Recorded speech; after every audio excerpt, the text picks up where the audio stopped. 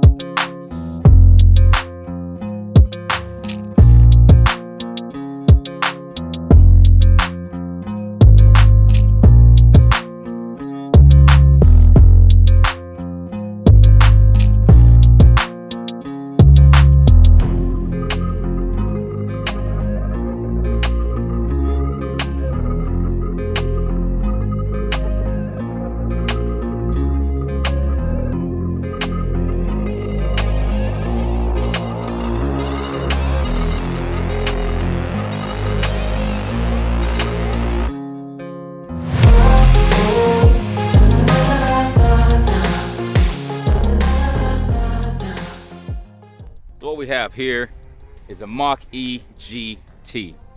And this is actually my first time driving one because the only experience I have with driving an electric vehicle was when I drove the Polestar 2 when I was in Florida. And that was a front wheel drive model. Now this Mach-E GT is actually all wheel drive. So it has the dual motor setup. And let's walk around it. And I actually like the wheel setup that's on it. It's kind of new. Like, you don't see this type of wheel setup very often on many vehicles. Yeah, the color's kind of bland. It's kind of a normal color, but it still looks cool with the wheel scheme that we have.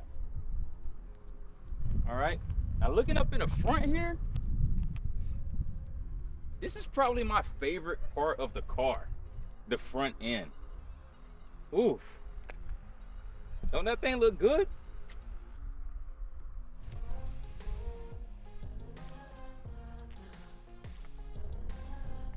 Anyway, this particular Mach-E is actually for sale, but I'm not a salesman, so I'm not going to talk about that. We're just going to talk about what my experience is just driving this car and what I like about it versus what I like in the Polestar as a comparison. Okay, so let's continue walking around the car, and it does look very good looking car, very good.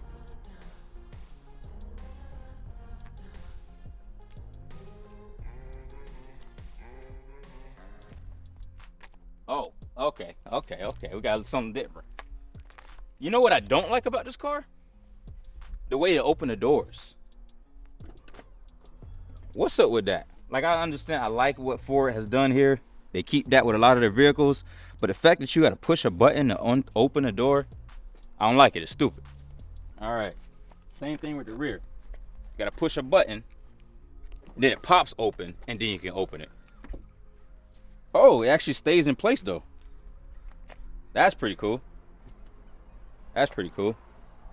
But what's wrong with regular door handles, Ford? All right. Cool. Let's get into the car. So upon getting inside of the Mach-E, look at this graphic. Oh, let me open the door back up. Close it again. Go ahead and close your door. Don't start it yet. Look at that. Showing, hey, Mustang Pride up in here. Look at that.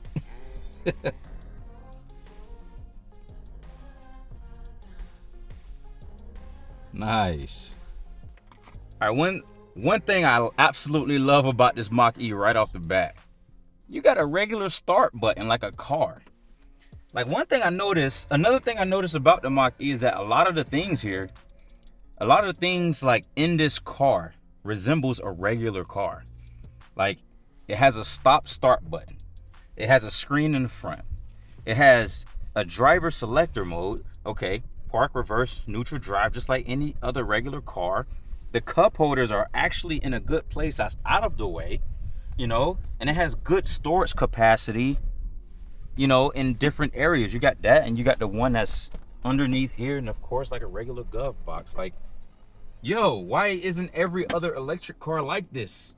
Like, this basically checks the boxes of a regular car. Now look, a regular volume knob, too. On top of that, you know, it is minimalistic, but it's not too minimalistic like a Tesla or the Polestar 2 that I was driving. Okay, so let's go ahead and drive this thing.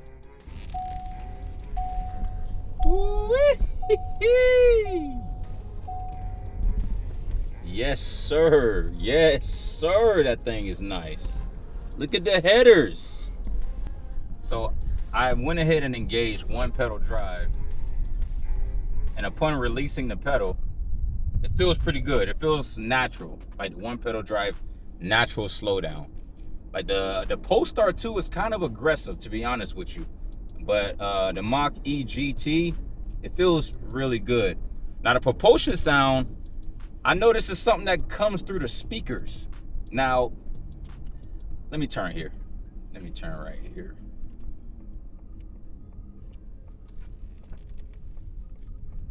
And let me turn propulsion sound on.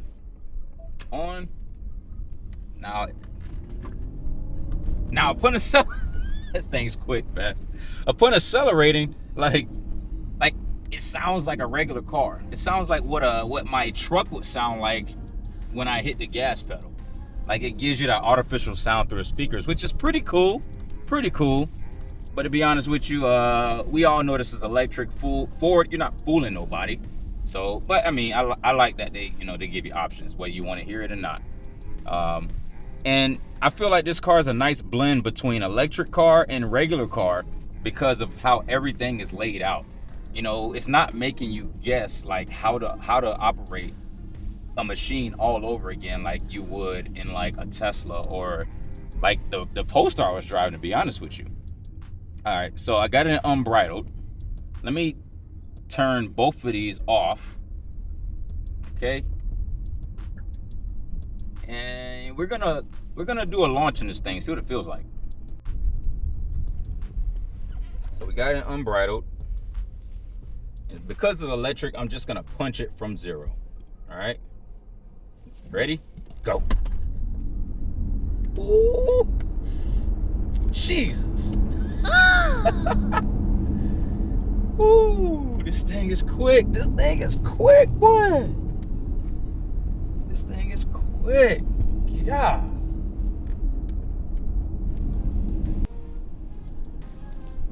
I love the steering wheel though. This steering wheel, oh man, this is like premium Ford steering wheel right here.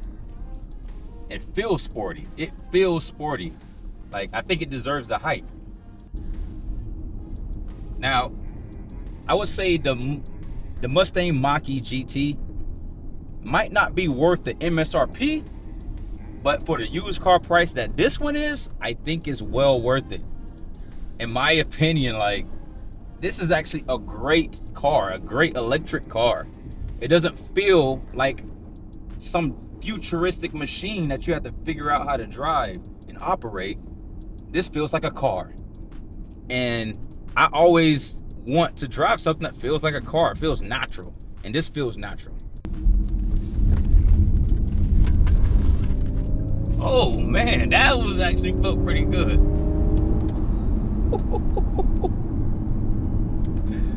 This thing drives well. This thing drives well. I can't even complain. It drives way better than the Polestar. Way better. This thing drives sporty. The Polestar doesn't do that. It doesn't drive sporty. Man, that's what I'm talking about. But I tell you what, this thing right here, this is probably my favorite electric car right now. Not just the Mach-E, but the Mach-E GT. The seats are nice, it drives well, it looks great.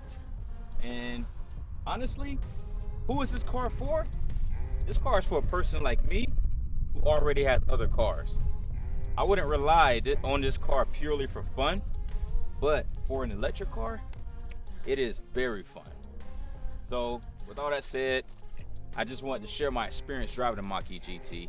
And if you liked the content, please like it, share it with a family or a friend, and always consider subscribing. All right? So you have a good day and a good night, and God bless.